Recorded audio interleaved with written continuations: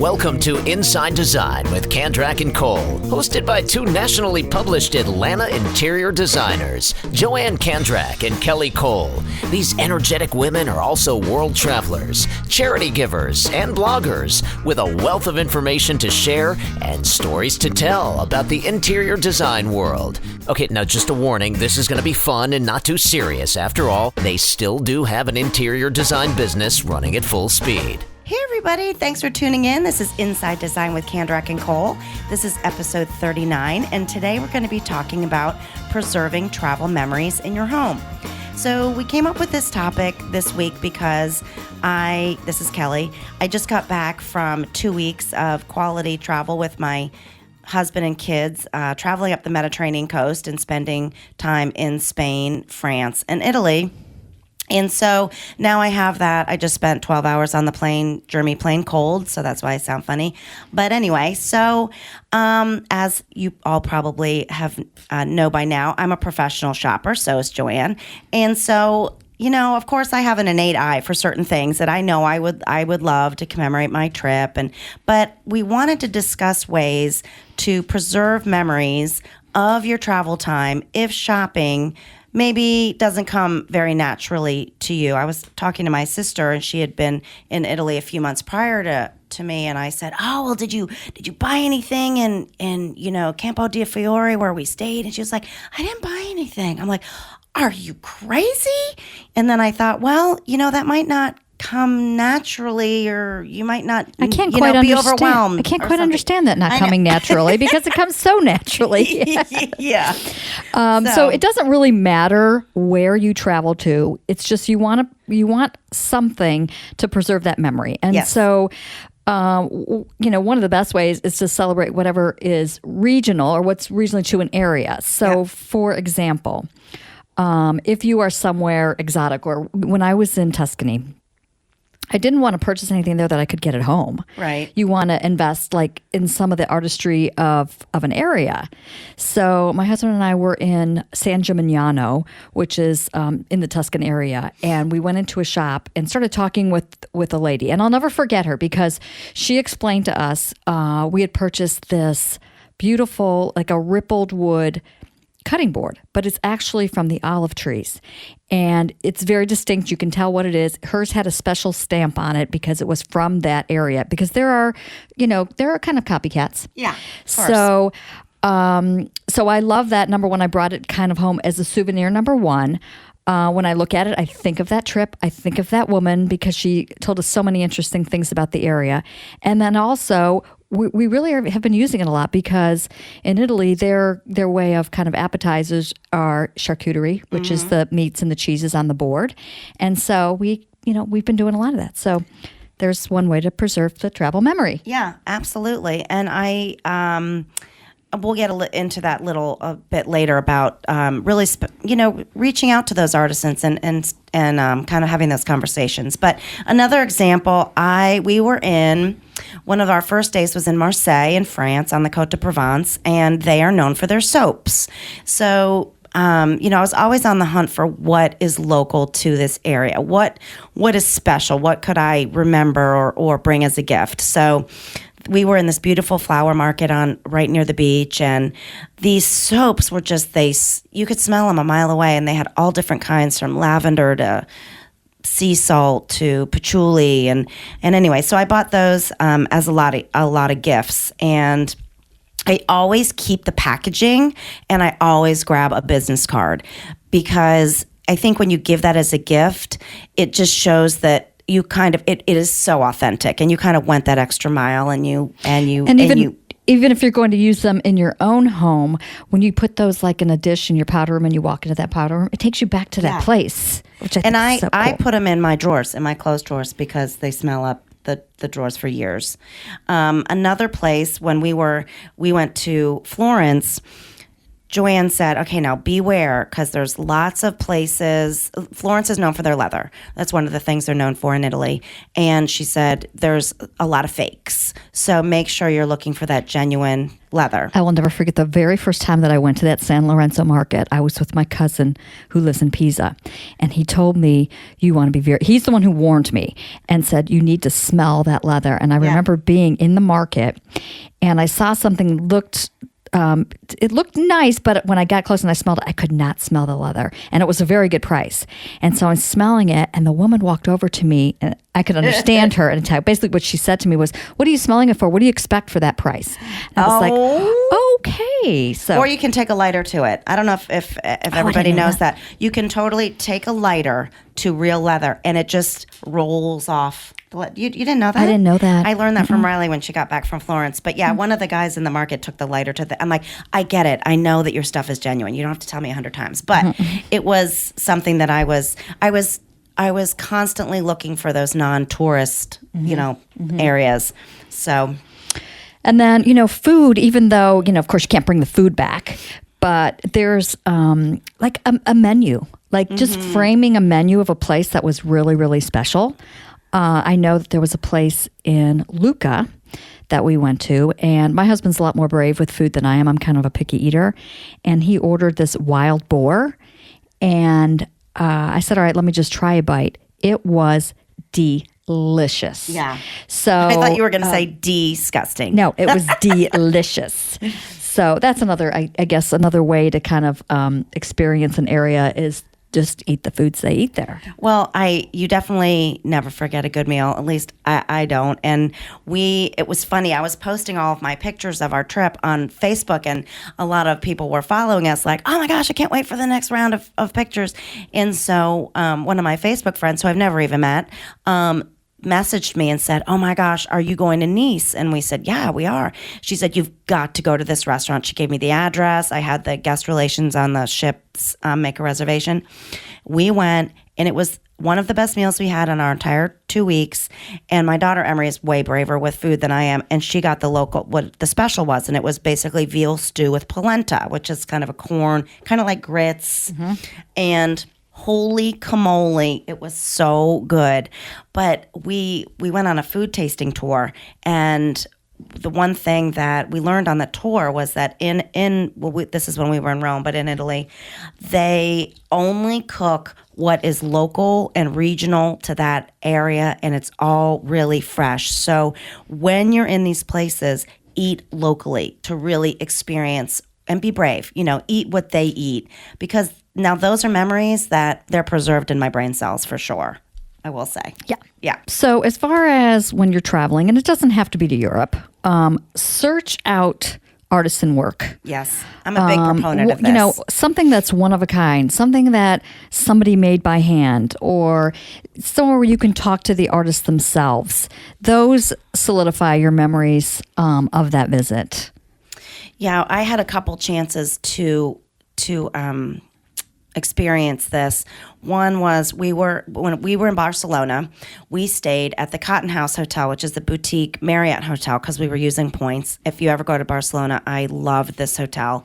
Very historic and didn't feel like a Marriott. And they had an artisan market in their back courtyard, and they had all these local people come in. And so they had art and jewelry and face creams and all this kind of stuff. I bought Joanne the most beautiful little piece of black and white art for her collection. When we were in Florence, there was, there's always street artists on the street, and I saw this girl, and her paintings were so different. They weren't the normal like street scenes. They were very whimsical. Like I bought one of a little girl standing on the world pointing up at the sky. And so I was talking to the girl. I said, well, where are you from?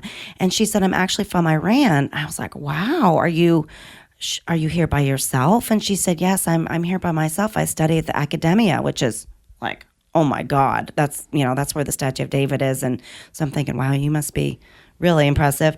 But I love talking to her, going back to what Joanne was saying about, talking to the lady where she bought the cutting board. It really meant something to me to talk to her and learn about her. And I have her card, and I'm going to frame that art, and I'll put her card on the back of the frame so that I'll just always remember her. So, well, that's funny because I didn't travel very far. I mean, I traveled to Marietta, Georgia last weekend for this Chalktoberfest, which I found out originated in Italy, because you see these people doing this chalk art on the streets, and it's really cool. But I was with my granddaughter, and I wanted to buy her a little something from the from our little day trip, and there was a woman artist there, and she had done mostly animals, and she had some little prints, and then she had some originals, and I didn't want to tell her what to look at. I was like, find something that you like. Of course, she found the original that she really liked. Of course, she's your granddaughter. And I said, now listen, this is not a piece that ends up in the garage sale. Like this is a big deal. Let's take her card. We're going to attach it to the back, and then let me get a picture of you with her. So I'm going to print that little picture, and she'll have it on the back. And she's 9. She may not remember that, but when she's a little older, and I said, this will go in your first apartment. That'll preserve a memory. Like she will have it's 2 elephants. That'll be her memory from that trip. Exactly. I love that. We were in Cinque Terre, which is in Italy, and we were kind of climbing these, narrow little streets, and there was this little shop, and instantly I knew that it was kind of a special little place. And the woman had all of these stone nativity scenes outside. So I went in and I said, what is the story behind these? Thankfully, she understood me because I don't speak Italian. I said, what is the story behind these? That's why you should have brought me. Yeah. They seem so special. And she said, oh, they're made by an older man who lives up in the hills. And I actually had to go and visit him this morning because he's elderly and his hands really are not working as well anymore. So but I was low because I sell so many of these, and I had to go and get some more. And I'm thinking, so now I have this vision of this man carving these incredible nativity scenes, and I have it on my dresser. I'm going to keep it out for all times, not just at Christmas time. I love it so much. But, I just will always remember talking to her, and it made my purchase more special. Yeah, when you pull it out at Christmas time, you're going to think of that. Mm-hmm. Well, just like in Guatemala, I mean, we go to Guatemala every summer, and we usually buy a lot of things because there are so many memories there. And so it's funny, if you didn't know either one of us, but you walk through our houses, you would know that they've been to... They've what's been all this to colorful Guatemala. stuff? And so, but the story of the weaving that the women do, and the different designs from the different villages, that really tells a story. It really does. And it brings, it's colorful. That's why when you walk into somebody's house, and Kelly and I can look immediately and go, this person is very well traveled. Mm-hmm. You can tell that it doesn't look like they went into a store and purchased everything. Things are different. Things are unique. Mm-hmm. And it can be local. We're not saying, oh, you got to go off to Europe tomorrow. And we're going to talk about that now, just kind of curating these finds. And after making these thoughtful purchases, how do you then bring them into your home and keep them alive so that those memories can stay alive? Yeah. One of the easiest ones really is like a gallery of original art. And the mini ones, those are the ones that are easy to find when you're traveling. You don't have to spend a lot of money. You can build it over time. And then that's a great way to have something very unique. I bought 4 pieces of littles.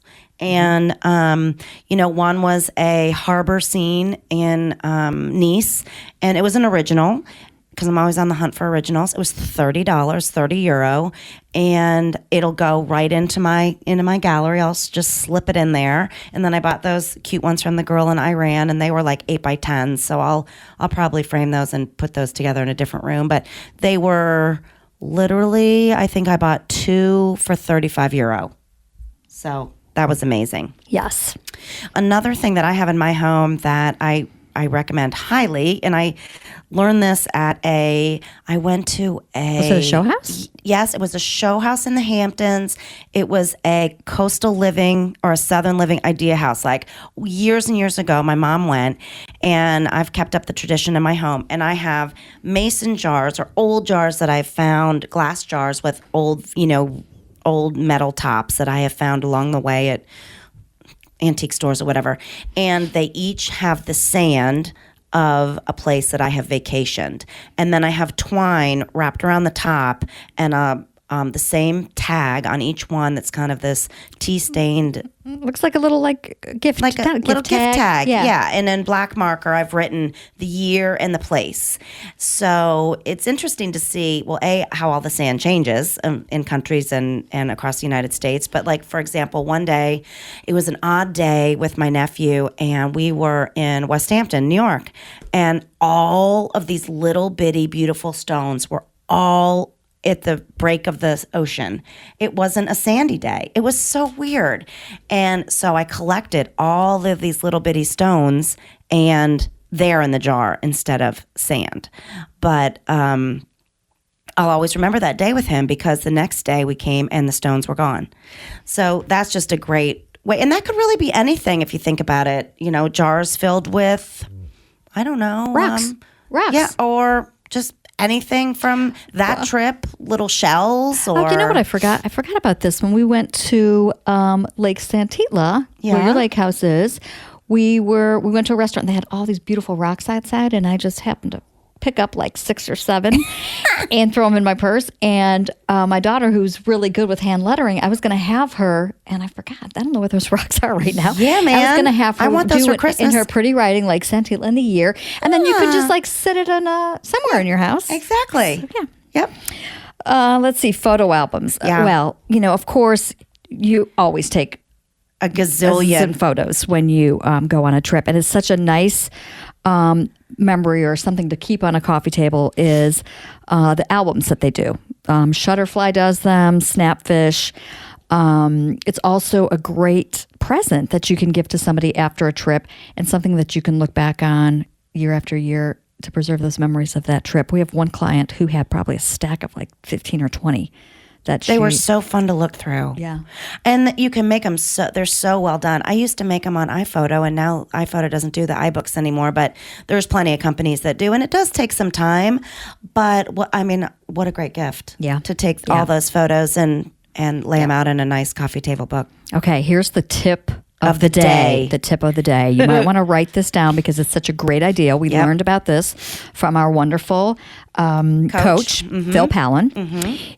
It's a company called Flytography. Actually, the website is Flytographer, FLYTOGRAPHER.com. And this is where you can hire a professional photographer wherever you are. They have them in all different cities and countries. And they will take professional photos for you, and it's fairly reasonable. And then you can have those great, sometimes you have to stop the person on the side of the road and go, will you take a picture of our family? They have this figured out where they will come and do it. I think they take 20 to 30 photos or something like that. Anyway, go onto that site. It's a great way to have beautiful photos from your trip. Can you imagine? And we were on the go so much, and because we were on a cruise, and then we had limited time in other places, I didn't do this. But if I had been in Rome for, say, a week, and can you imagine having professional pictures of my family, like in front of the kind of Coliseum? Oh my gosh. Flytographer.com. Great idea. And then framing. I mean, you can frame photos, of course, but there's really some cool things you can frame. A textile, a ticket stub, a playbill, and the same kind of thing. If you're really into theater and you've gone to several shows, you can really make a cute gallery from all the and just remember all the shows that you've seen and who you were with and what you did. Even this is funny. We were just in Kiowa working on this house, and we were at the restaurant, and what was it called? Jasmine's Porch. Yeah. So we had the most amazing waiter. He was so nice, so attentive. Milady is what he called us. And so he had brought a basket of biscuits and little bread to our table. And so I've tried not to eat carbs, but I just couldn't help myself. That biscuit looked so it was good. Amazing. So he came back over and says, is there anything else I can get you? And I'm totally joking and said, well, I'd love the recipe for those biscuits. He goes, okay, I'll get that for you. And we were like, what? They have, at the hostess station, these manila files. Printed up on beautiful paper. Printed up with the recipe. So I'm going to frame that. Yeah. I mean, it's just a great memory. It would really even be better if it had like a smudge of the thyme butter on it, just so you could like remember how yummy those were. The other thing, and this is kind of one of those intangible things, kind of like eating a great meal, but come back from a trip and join a wine club. And this is what I'm going to do. We did several wine tastings when we were in Italy and in France. And I know I'm not going to be able to get those wines easily in the United States.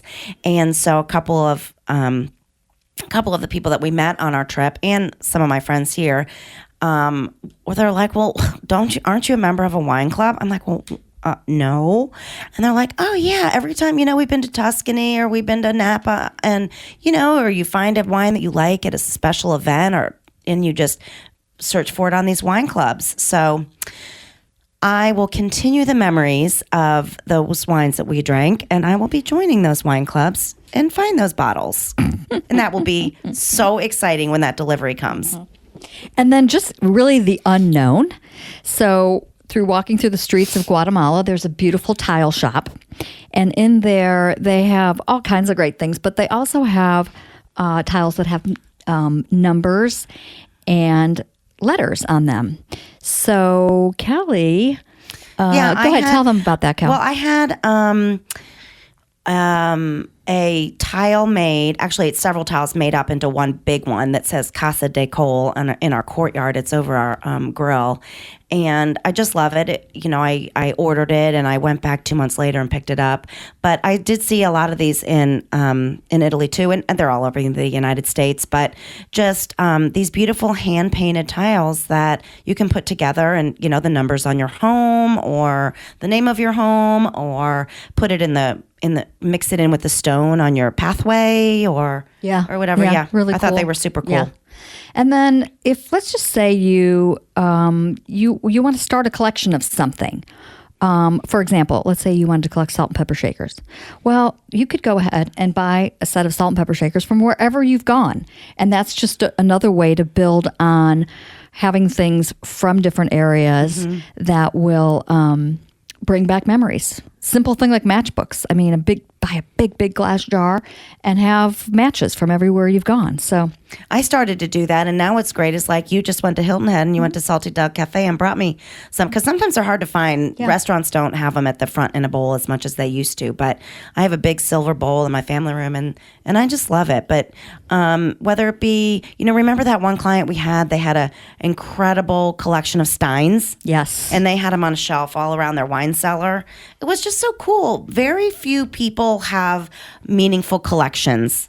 It's kind of because everybody's trying to declutter, but if you can keep it small and contained in one area, it can be a really beautiful display and carry beautiful memories. Yeah.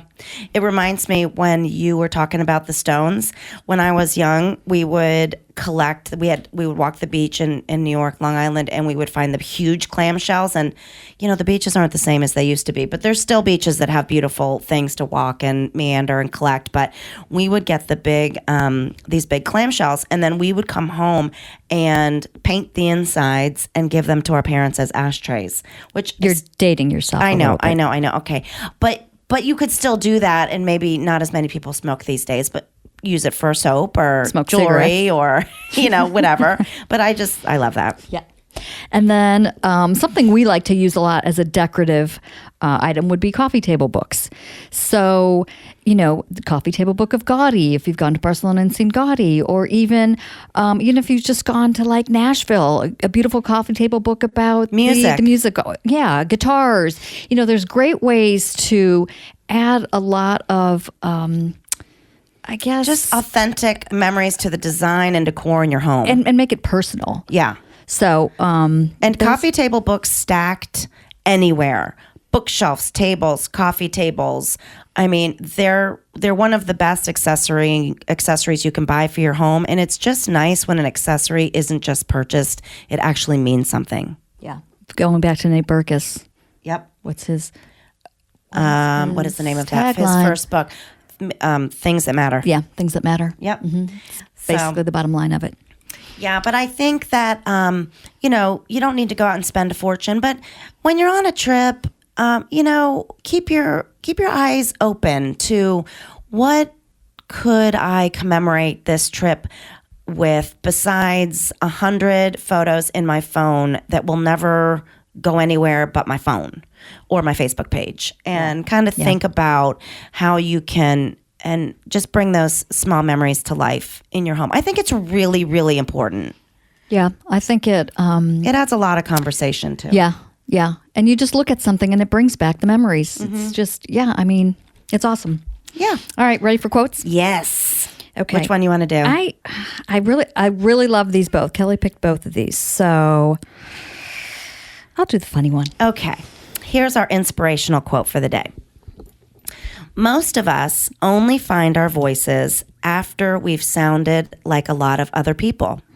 But the one thing you have that nobody else has is you. Your voice, your mind, your story, your vision. So write and draw and build and play and dance and live as only you can. And that's by Neil Gaiman.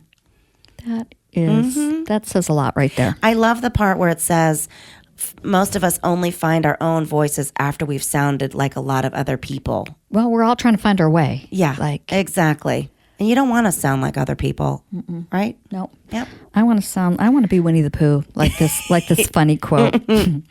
Reminder that Winnie the Pooh wore a crop top with no pants and ate his fave food and loved himself, so you can too.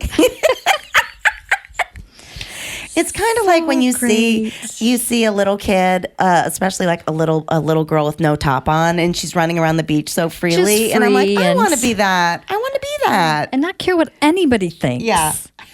I won't be wearing a crop top anytime soon, though. Yeah, no, not happening. So, all right, everybody. Well, we just got back late last night from 3 days in Kiowa, South Carolina, working on that new build project, and so we're a little loopy. But it was lovely to join you today. I hope this helped because I think sometimes people don't really think about, even if you've gone, like I said, I just went to the Chalktoberfest in Marietta, that there's something you can get from there that you will have to remember, even though I've traveled, 15 minutes from home. Mm-hmm. I think that's a really good point. Yep. So thanks for joining us, everybody. Have a great week. Thanks. Bye. Join Joanne and Kelly weekly for a lively conversation about trends, travels to industry events, current design projects, the good, the bad, and the ugly, do's and don'ts, product recommendations, and more. Be sure to follow the fun on Facebook. They're on Instagram at Kandrak-Cole, and of course, you've got to visit them online at kandrak-cole.com for more information.